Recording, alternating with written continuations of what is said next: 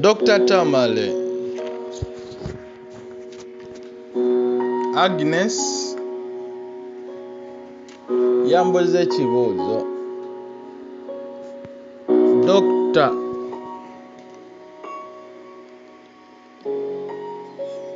mbeera Bungereza, naye ebintu byeno emmere esinga kuba bya nnyama. Dokita, kituufu red meat, ennyama eya red ku bulamu bwange nnungi oba mbi? Njagala onnyonnyole dokita. Mpa good, mpa ne good sides okusinziira nga nze Dr. Tamale namuzeemu era nange bye ngenda osharinga nammwe mu mmere endala ne mu bika by'emmere ate ebisoboka. Ensonga ku lwaki natandika okukola zino videos n'okuwandika blogs, kulaba nga nkugjamu kiri nti era ebintu ebyo like ebyabasawo bokka obimanya, naye ate nga naawe kiba kikakatako okuba nga naawe obimanyi.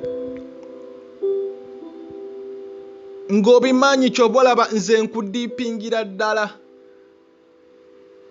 nkusimirira ddala wala information,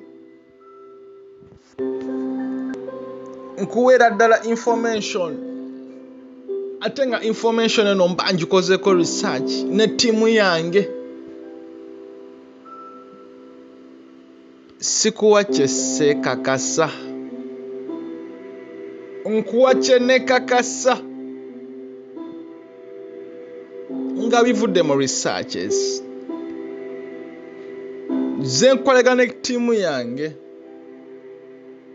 ne nkutuusako eno free information, naawe ogimanye ogikolereko ekwanguyize. Nagamba ebintu bisatu: diet, lifestyle n'okumanaginga stress. Bino ebintu wona biyiga ogenda living a healthy life. Era ng'ennyama eya red, nze nga Dr. Tamale nze wenyinza okuginkludinga mu categories n'okugyogerako. Yeno ennyama eva mu nte, mu ndiga ne mu bisolo ebirala nga bino catfish, salmon, ekyo ekyennyanja nkyagala. Era nga red meat teviira mu nkoko. Ebintu ebiri poultry ng'embizzi n'ebyennyanja nga bineeno ebyebwaffe bye tulya, bineeno ebya bulijjo, mukene n'okweyongerayo. Wadde nga n'abantu abasinga bateekamu ddala pork okubeera mu kategori ya red meat, kino si kituufu. Era nga waliwo n'endwadde eziviirako omuntu okulwala ng'alidde red meat nga heart disease, HBP, diabetes, bino byonna ne heart diseases. ne kansa n'endwadde endala nnyingi. Tayipu y'ennyama, ennyama gy'otadde mu dayate nayo ematalinga nnyo okuleeta nakyo obuzibu. Bwe buno obuzibu bwe butandikira ku kika ky'ennyama. Ennyama gy'otadde mu dayate gy'okonsidalinze gwe nga gwe red meat, kyengenda okunnyonnyola. Era nga bino eno binkuludingira ddala ng'ennyama y'ente. Bino bye tukolamu sausage, bino minced meat n'ebirala bingi bye tukozesa. Ennyama eri processed mu kategori ezo ze njogedde n'endala nnyingi. Era nga kino nsiba nkyogera ne mbagamba ebintu ebiri processed meat, tinned meat tebyenkanankana nga omuntu alidde ddala steak. Steak y'eki? Zonna mu vidiyo zange mbize nga mbyogera steak. Steak ebeera ya red meat, eri bone free, ennyama. Era nga ne red meat erina nabyo ebirungi byayo ku mubiri. Sikujja ku kyolya ne bino nkusomesa obimanye. Sausages n'ebintu ebirala processed foods biri unhealthy. Kino nsiba nkyogera mu vidiyo zange. Genda ku YouTube wandikamu Dr. Tamale Channel, ebigambo 3 Dr. Tamale Channel, egenda kwotera channel yange. Era ku channel yange okwo amanya gange gali mu capital letter. Batamale tuli bangi. Nakola emisomo mingi, nsomeseza emisomo mingi, mpadde value, nkubangudde.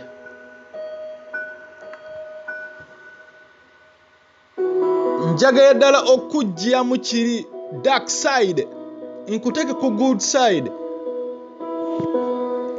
nkumanyise. Era ne bwe tukonsidalinga ddala oba ne bwe tukonsentratingira ddala ku bika by'ennyama. Ebika by'ennyama nabagamba biri bibiri. Waliwo ennyama zino like ebika by'ente zino eza factories, zo nga tezifuluma, zibeera mu kifo kimu, za factories, baba baziriisiza ddala. Nabyo ebintu ebiri unhealthy, zino tezeeyigira, bazisagaiso, zikulira mu nnaku, ziwa amata almost tonne ne tonne, ziba zitowa pound ezitagambika. Ezo nzogeddeko. Era nga n'ebintu ebiva mu nte ezo, ebintu ebyo bibeera very processed. Products nga amata, kino kigenda ne ku bisolo byonna, embizi, endiga, enkoko. Era kino nze nsiiba nkyogera. Nze kino nsiiba nkyogera. Njagalira nnyo ddala ebintu ebiri organic. Ne webeera nga nnyama, ne webeera mmanyi bya bbeeyi, naye ate priority yo, health yo is more expensive than money. era nga tulina n'ebika ebirala eby'ente. Zino ente ezikulidde ku muddo.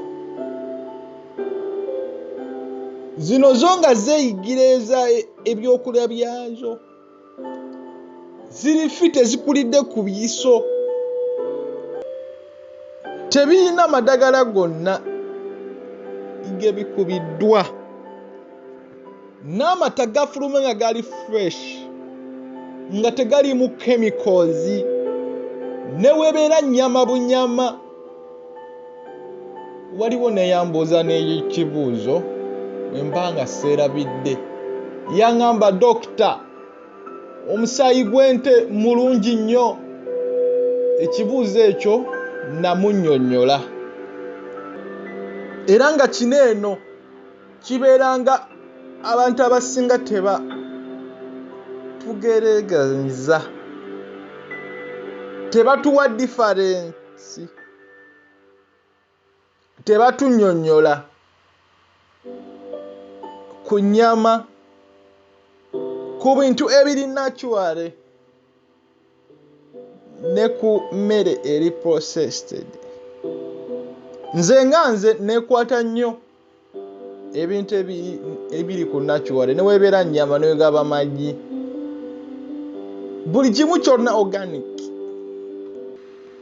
Era nga waliwo neeyambuza ekibuuzo, Dr. Like, ennyama y'embuzi, pork meat, kituufu eri rich in proteins? Namuddamu ne mugamba yes.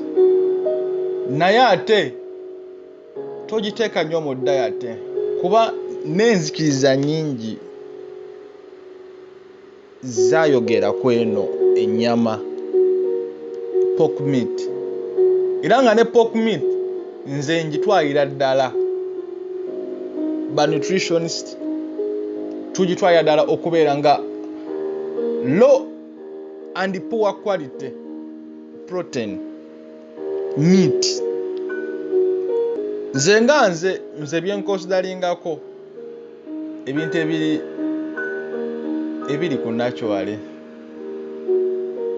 Ne weebeera nga enkoko eŋŋanda ya bbeeyi, ne weebeera nga nnyama ngwira ddala eri ku organic. Bino ebintu baabikola bwe biti, bakuguza ekintu ekiri cheaper, kampani efunamu of which batunda nabo product yaabwe. Naye ate nga kino ekintu kiba kigenda kutusiza endwadde. Endwadde togenda zirabirawo mu kusooka, naye gy'okula nga gy'okoma okula ate ng'obikozesa. Nabanyonyola ekintu kye bayita testosterone, nabanyonyola changes in hormone ne metabolism, enkyukakyuka y'omubiri. Era nze ng'ekinkozesa kino mmanyi nti era zino ennyama, ebintu ebiva mu bino ebisolo bino bye nkunnyonnyodde biri much healthier than okulya binene ebitali.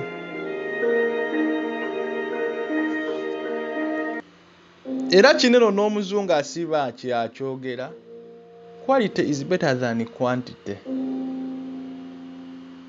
Era ng'ekyo kyekubirizanga ebiseera byange eby'amaaso ne dayate yange. Like nze mbitwalanga kya muwendo kyange. Endya yange nabagamba bintu bisatu: diet, lifestyle, n'okumanaginga stress. Bino ebintu tebigenda kwetaagisa kubeera mugagga, tebigenda kwetaagisa kuba ng'olina tons of money. Naye bino ebintu byetaagisa kwekubiriza na kutegeera kituufu. Era nga omuntu yenna asobola ne proteins zino, kuba tumanya like good proteins, kuba ennyama red meat nkunnyonnyodde ennyama ennungi n'embi era nga ne mu bintu bingi omuntu mwasobola okujja proteins. Nze njagala nnyo ebijanjaalo. Ebijanjaalo birungi, they are good source of proteins. Ekyennyanja ndya salmon, tuna ne makrep. Sisusse ebyo. Sigambye nti era n'ebirala tebirina proteins, tebiri rich in proteins. Sinnakyogera. Naye njogedde ku bino ebiri stronger. Omuceere ogwa white nagwo era gulimu proteins. Ne bupiizi. Era nze sikujja ku kyolya oba obadde olya hamburger. Oba nga yebadde esinga okuwoomera. Nze Dr. Tamale sigikuggyako. N'ebino ebintu nkusomesa. Osobola okukola kyonna ky'oyagala to enjoy. Kuba obulamu bubwo.